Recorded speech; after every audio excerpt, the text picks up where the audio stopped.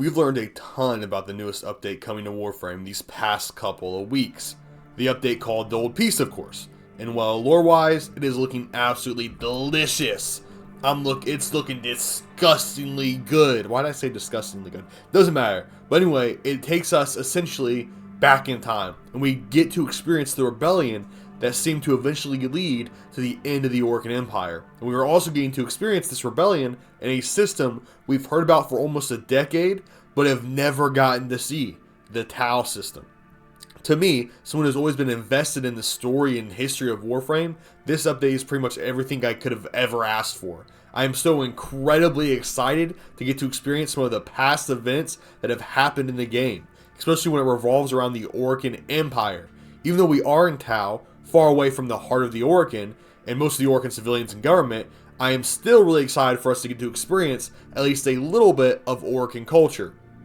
Even though it might be secondary or watered down, because we will mostly be with sentients in the Tau system and not the Orcan themselves.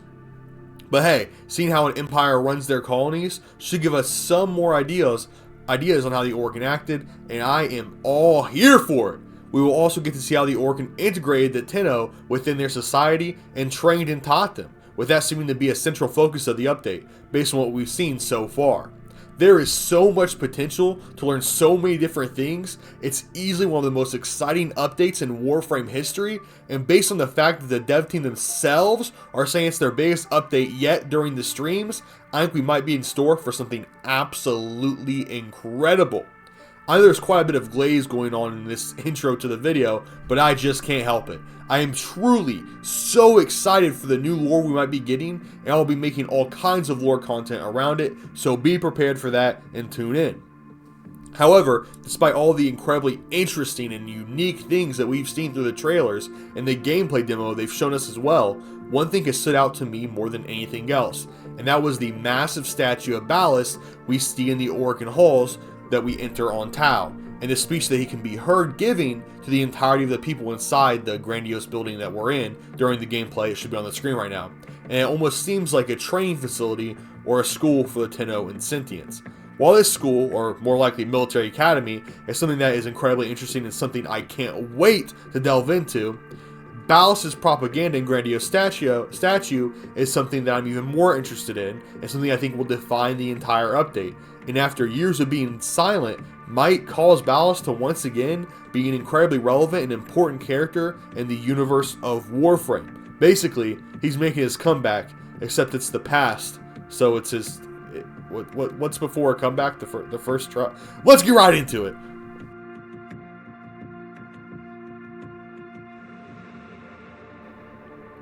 I'm fairly confident that everyone watching this video is probably familiar with Ballas, especially since I believe to even play the new update, you must have completed the new war first, or well, I think they're letting you skip it as long as you're playing with friends. I'm not really sure how that works, but I'm pretty sure that they mentioned something like that during the dev stream. But anyway, regardless of that, to experience the story that will be in the new update, you would have had to get past the new war that truly explains who Ballas is. And if you're watching this video without doing that, be prepared for some spoilers. But also, be prepared to like and subscribe. I would really appreciate it, and it would make you an absolutely great person in my eyes. It's just the facts. And that would really be helpful if you ever need me to testify for you in court. I testify for my subscribers. I don't. Please never email me asking for me to testify for you in court.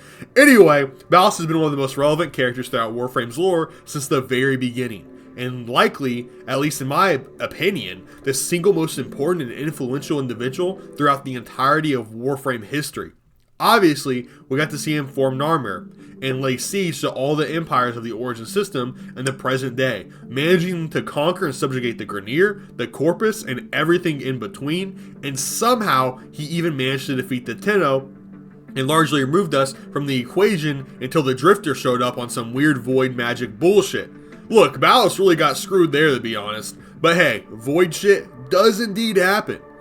However, something that is a little bit less known, but something I'm sure a lot of you still know, is that Ballas was one of the most important individuals in the Orcan society centuries ago, when the Empire was at its peak, In fact, we have evidence that he may have been the single most important person in the entire empire, and possibly even the leader, or at least in the rank of the highest possible elected position. He was part of the Council of Seven and held the title of Executor. The Council of Seven is the most powerful body of individuals in the Orcan Empire, and whatever they decide on as a group is absolutely final. Based on what we know about this council, Ballas in particular was influential among the group and would generally get his way when deciding things for the Orcan Empire. So yeah, obviously him being one of the most, if not the most powerful member of the Orcan Empire, and then coming back centuries later to conquer the entire origin system, makes him one of the most influential characters in the history of Warframe, and one of the reasons I'm so excited to learn about him in this upcoming update.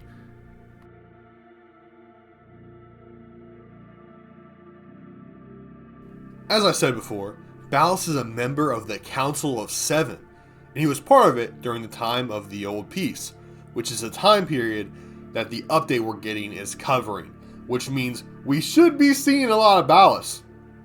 Not only will we likely get to learn more about how the Orcan government operates, but we'll also get to see Ballas in his prime, and see how he chose to run the Empire, especially since it was around the point that he ended up betraying the Empire. Obviously, if he had betrayed them at the point that we're looking at, they wouldn't have known because they still had a massive statue of him up in the military academy that we started in. But it'll be interesting to learn some of the politics behind the scenes, and there's potential for Ballas to once again be the main villain of the game. I have a sneaking suspicion he might be behind the rebellion that is causing the Sentients to get mind controlled and attack their own. I'm not really sure if it's mind control since they're still synthetically made and machine-like, so it could be possible that they're just doing some sort of system override. I'm not really sure. The point is, I'm almost positive that Ballas is ultimately behind whatever is going on, which would make even more sense because he's particularly targeting the Tau system on the moon that the Tenno trains on. As all of you know, there's nothing in existence that Ballas hates more than the Tenno. So starting a rebellion to try and kill them off while they're still at the training academy is borderline genius for him. I mean, he's likely the one who decided to send them off all the way to the Tau system to begin with, so he could keep the most dangerous and unpredictable weapons of the Orcan Empire far away from where they could do major damage.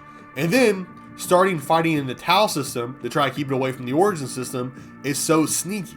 And I bet he'll be able to find a way to spin it like the Tenno are causing all the problems with some heavy propaganda.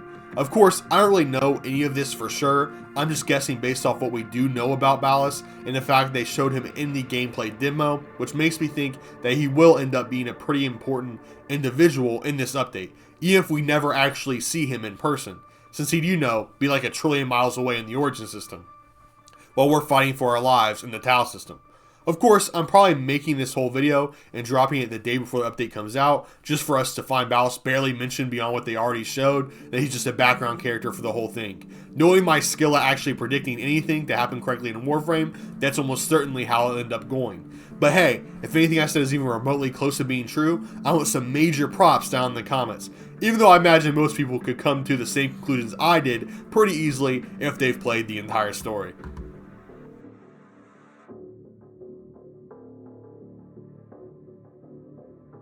That's really all I have to say for this video, and as I'm sure all of you can tell from this video and the ones I released earlier today, I am super excited for this new update and hope we can learn all sorts of things about the Orcan, and more specifically, Ballas. Something else I'd love to learn is more about the other members that are on the Council of Seven. As of right now, we only know 3 of their names, I think, and not a whole lot about them in general, so learning more about that and just how the Council function would be something awesome to know. I know I'm hoping for a lot here, but this update just has so much potential to be one of the most lore important ones that we've ever gotten. I mean, we're going back in time through memories essentially, and could potentially just get to experience a somewhat past its prime Orcan Empire. On top of that, I'd love to learn how the average citizen lived in the Empire, because besides for Parvos Grandum's story, we have incredibly little information on that as well. I know it's probably asking for a little bit too much. Who's going to tell us about the life of a middle-class citizen in the Orcan Empire? But I don't care. I still want to know. And I am absolutely ecstatic and excited to learn the relationship between the Sentients and the Tenno, since they seem to share attendance at the military academy that we got to see, or whatever it may have been. Like, why are we evidently best friends with that weird sentient thing? And why are the Orcan and Sentients sharing control? Like, didn't we just, like, see a sentient Archimedean? I'm surprised they'd even allow to hold that position after the war they had with the Orcan. In the war, I wonder if there was a smaller conflict between the Orcan and Sentients that happened before the Old Peace and they fully rebelled after, or is the Old Peace after the major sentient rebellion? I mean, that's most likely true, but then if that's the case, why do the Sentients seem so comfortable being under Orcan rule, and maybe even happy based on what we've seen so far? Alright, I'm getting a little bit lost in the sauce here, and I'm kind of losing the entire point of this video, which was the fact that I think Ballas will be a major enemy in the newest update. Let me know what you guys think in the comments down below. Do you think that Ballas is going to be largely involved in the events going on in this update? Or is he going to be on the sideline while we fight different shady dark figures who are pulling the strings of the rebellion? Finally, what do you want to be answered in this update? Like, what lore questions are you most interested in learning about and having answered? Obviously, as you can tell, there's a ton of questions I want answered. I think that a lot of them will be, and I'm really excited for it. But I think that's pretty much all I have for this video. Also, tomorrow I will be streaming the update, so if you want to tune in for that stream on Wednesday the 10th, let me know. I'll probably be streaming either pretty much all day or sporadically throughout the day, so just check if I'm on, and hopefully I will be, unless something that happens that causes me not to be able to stream. So thank you so much all for watching, and if you made it this far into the video, please subscribe and leave a like. I would really appreciate it. Anything helps, and I really appreciate the support I've been getting on this channel recently. It's been absolutely amazing, and it's all thanks to you guys. I also want to give a huge shout out to my 2 members who have been supporting this channel for very long and like crazy. My member Sign King 5000 and Jay. You guys have been supporting this channel for the longest, and I say every video, you've really done a lot to help push this channel forward. Thank you all so much for watching this video. Give me a chance. Stay blessed, stay happy, and most importantly, stay safe out there. Goodbye.